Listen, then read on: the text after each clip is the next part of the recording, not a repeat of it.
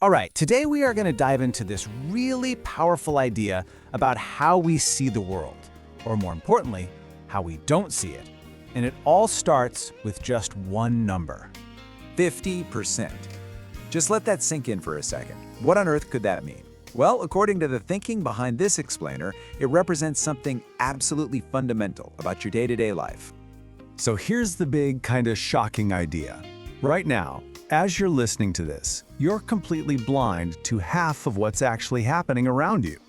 I know, it sounds like a wild claim, so let's unpack what that really means. This brings us to what's been called the 50% reality trap. It's the idea that we're basically swimming in an ocean of information and forces that our built-in senses just can't pick up. You know, it's not as crazy as it sounds. I mean, think about it.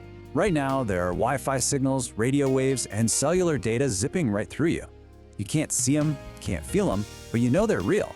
How? Because you have a device, like your phone, that's designed to see them. So you end up with these two layers of reality, happening in the exact same place at the exact same time. There's the stuff you could see and touch, and then there's this whole other invisible layer.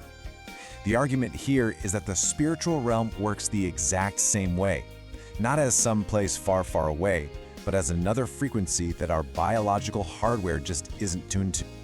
And to really see how this works in practice, we're going to look at this incredible story from the ancient text of 2 Kings. It's like the perfect case study in perception. Okay, so picture this. A prophet, Elisha, and his servant are holed up in this little walled city.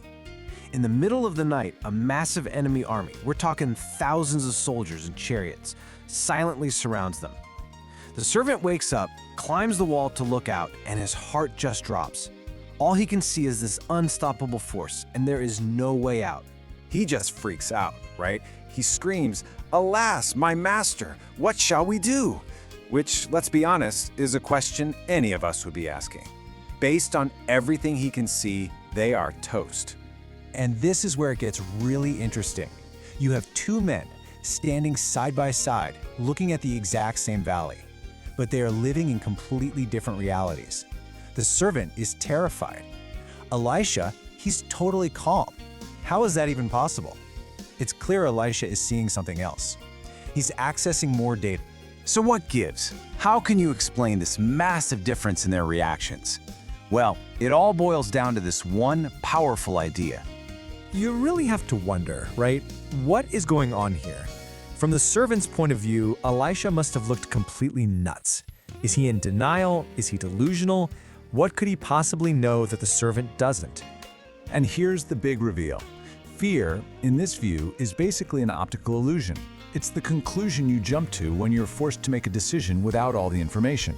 It's not that the threat isn't real, it's that your understanding of the threat is totally skewed because you're missing half the picture. And this makes the servant's reaction make perfect sense. His conclusion, that they were doomed, was 100% logical based on the data he had. He was using his eyes, counting the bad guys, and realizing it was hopeless. His fear was a direct result of that limited data set.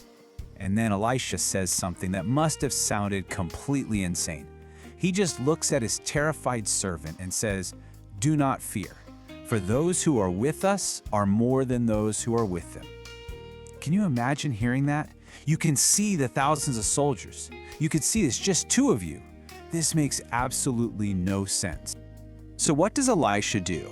He knows arguing is pointless. He doesn't try to convince the servant with words. Instead, he does something that's about to completely shatter his servant's reality. This is the great unveiling. And his response here is it's genius. First, he doesn't say you're wrong. He validates what the servant has seen. But then, instead of debating, he prays. And it's not the prayer you'd expect. He prays for his servant's perception to change. He's basically asking for the hidden data to be revealed. Which brings us right back to our original analogy.